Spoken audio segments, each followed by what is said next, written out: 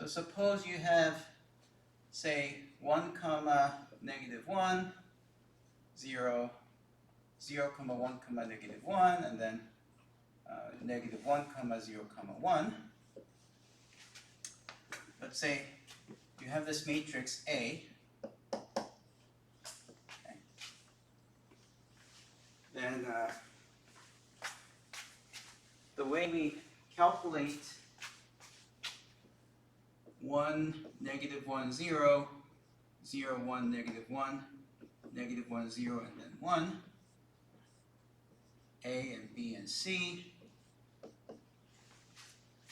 is you do matrix multiplication by going right and then down, right?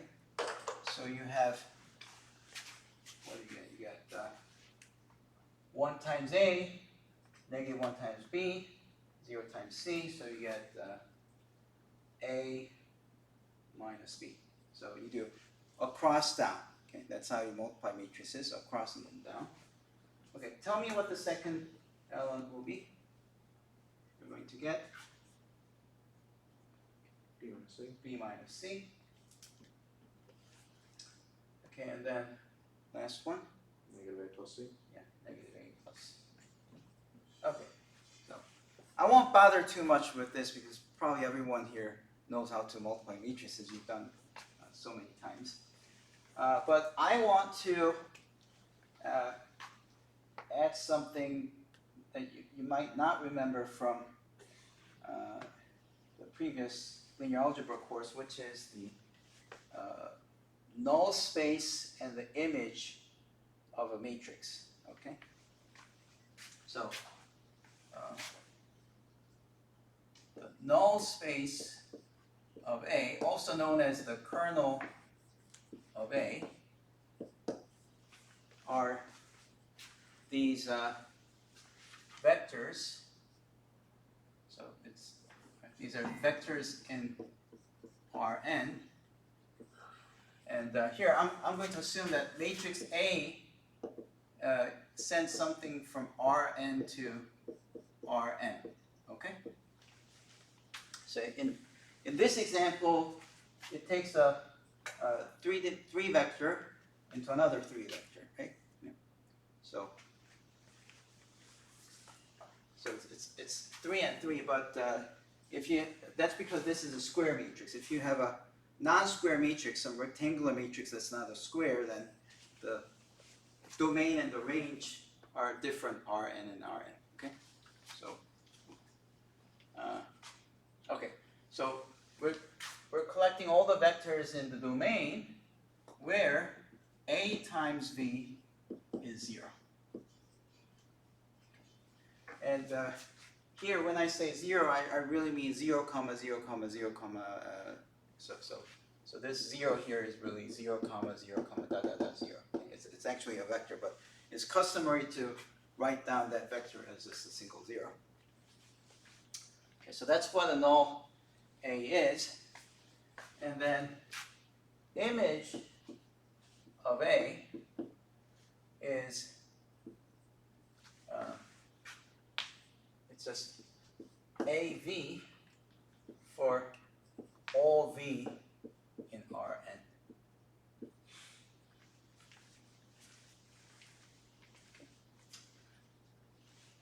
Now, these definitions won't make sense to you unless we actually do an example. So let's try to work with this matrix to see what the null space of this and the image of this is. Okay, so what is the question? What is the null space of A, where A is this thing? Okay, so what are we looking for? We're looking for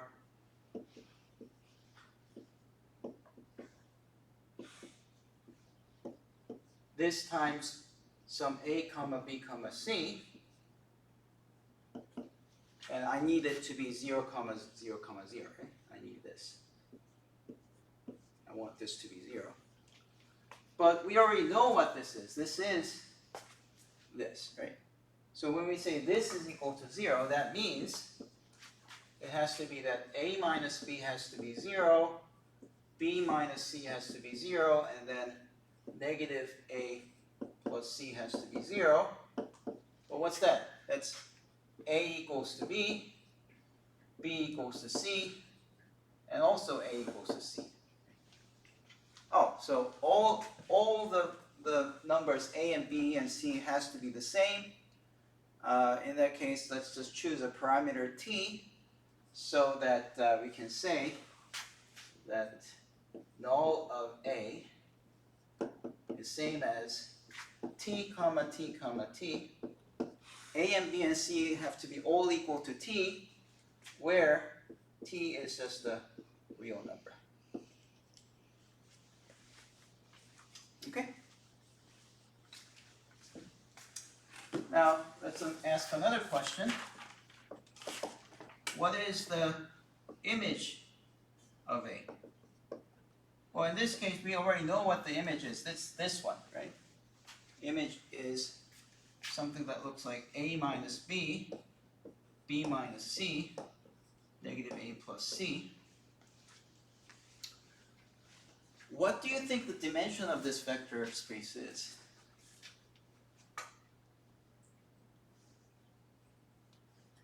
That's probably the hardest question that I have asked so far today. Okay. It's a non-trivial question. What is the dimension of this space? Like A and B and C are real numbers, and you collect all the numbers. So it's like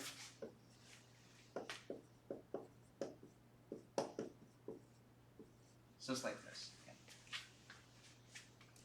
What will be the dimension of this space? 3. No. If 3 is not right, 1? no, it's 2. Okay. All right. You guys keep avoiding the correct answer. Okay, it's 2.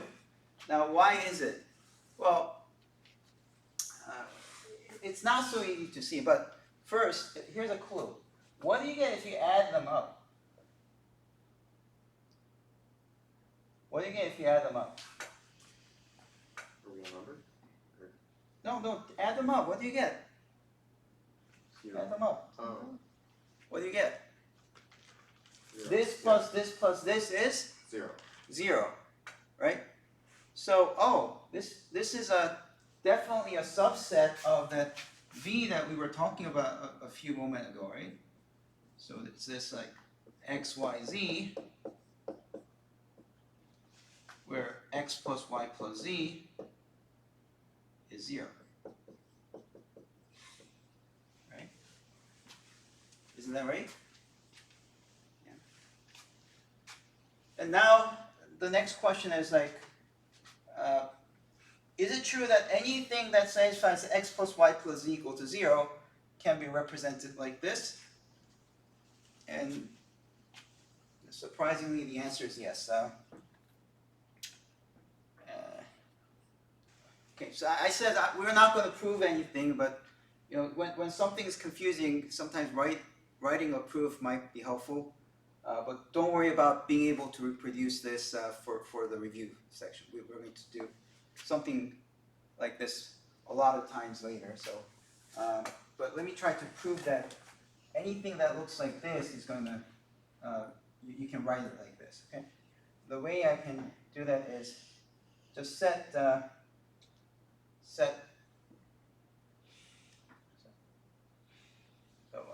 here's a claim.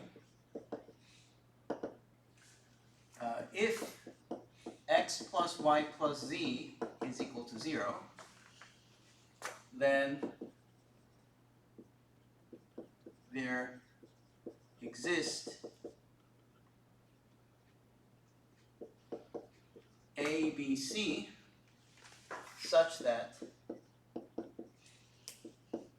x, y, z is equal to A minus B, B minus C, and then negative A plus C. Okay? And proof. Okay. Take A as x and B as 0. I mean, in other words, there's so many different ways that this the triple of numbers can represent this. Okay, so there's some freedom. So I'm going to use that freedom to just choose A to be x itself and B as 0. Okay. Now that already says that indeed x is equal to A minus B, right? Do you agree? Yeah. A is x and B is 0, so x minus 0 is indeed x. So that's check.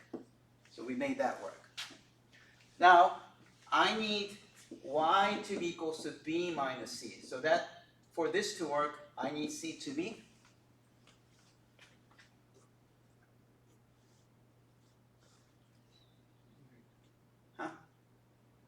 For this to work, C has to be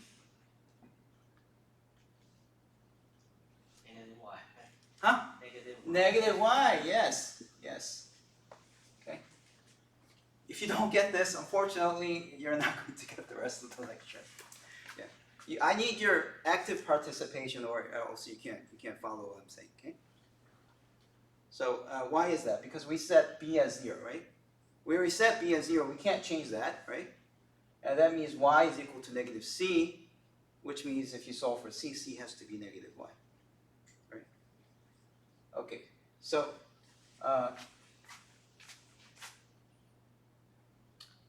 and then z would be then negative a plus b, a plus c, which says it's, what is it? A is negative x, and then c is negative y. But this is just saying x plus y plus z equals to 0. Okay. Right? Because if I move x and y to the other side, that's what it is. Okay. Now, I wouldn't call this a good proof, so I would say this is a bad proof. And the reason for that is because there seems to be like some kind of circular reasoning going on here.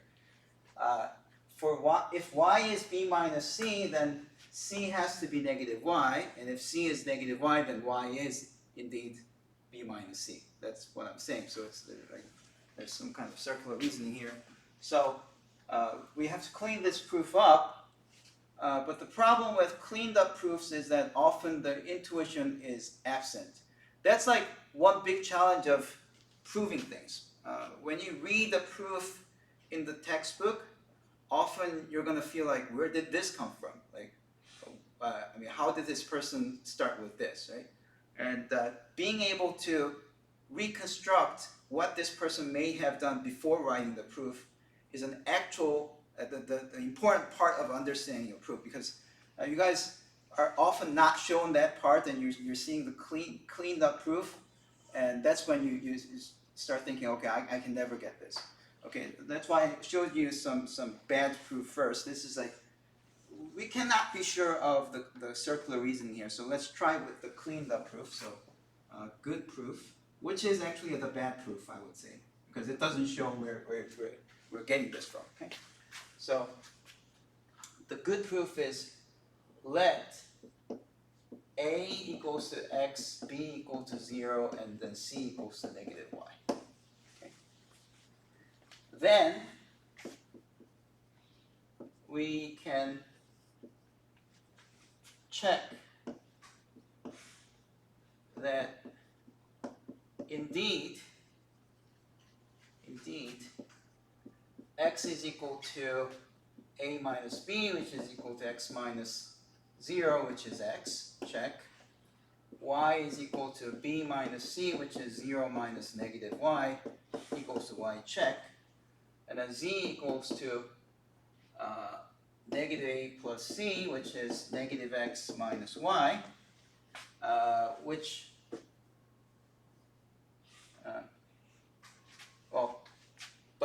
but from x plus y plus z equal to 0, we can say that x is equal to negative y minus z, right? So we can plug that back in here and say negative of negative y minus z minus y, and y cancels, we end up with z. So that's a check. Okay, so so you indeed see that equality is proved. Okay. Yeah, and as you can see, you might feel like, where did this come from, right? Yeah. Where did we get this from? Well, we just tried a few things and thought, okay, if I have this, then everything will make sense. That's how we got it. Okay? All right, so I spent too much time trying to explain this, but these two are the same thing. Okay. All right. Now, do you notice that this, okay, let me ask another question here. T, T in 3D, what kind of geometric object is this? Again, multiple choice. Point, line, plane, solid. Which one? Point. No, it's T. What is this? This is T times 1, 1, right? So again, from that picture, you have X and Y and Z, right? And then 1, 1 is here, right? And you're taking all the multiples of this vector. What's that? It's a straight line passing in this direction, okay? Passing through the origin. It's a straight line passing through the origin in this direction, 1, 1, 1, okay? So these are some intuitions that you should have had from multivariable calculus, but often what happens is like students just barely pass the exam and think they passed it, so they understand it, but unfortunately, no, you guys don't understand multivariable calculus. That's the big problem. All right, so we get this, and because this is again a linear space, it's flat, right? That's passing through the origin. You can check that this is a subspace as well. Okay? Yeah. Any linear space that's passing through the origin, that's a subspace. Okay? So here are two theorems that I won't be able to prove, which you kind of well, you were taught in MAT 211 in the previous introductory class. And later in this class, we're going to prove those in a more abstract manner, okay? So there are two theorems. So theorem 1, the null space and the image of A are subspaces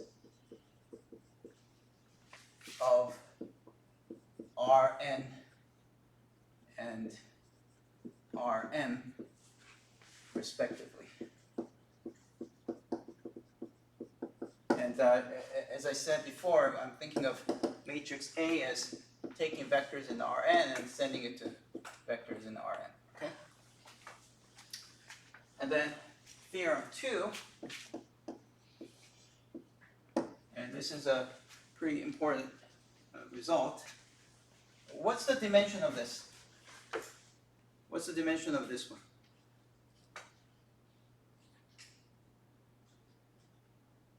It's a subspace, right? What's the dimension? I told you what the geometrical object this is. What is it? What's the dimension? Is it 2 before? No. What object is this again? Line. It's a line. Line is dimension? 1. 1.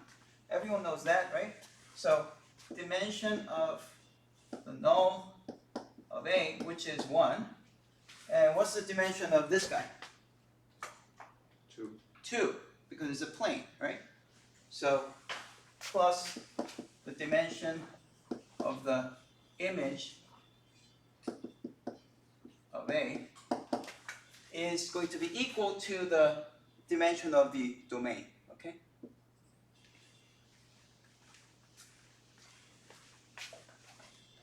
So that's an important theorem that we're going to prove when we get to the abstract part. And we will many different corollaries happen just because of this. So it's a pretty important theorem. You did learn this in the previous introductory linear algebra, but it wasn't stressed enough. So often when I ask, you've seen this, and people will say no. But go back to your MAT 211 notes, and you're going to see that you've learned it. Okay, so this is important.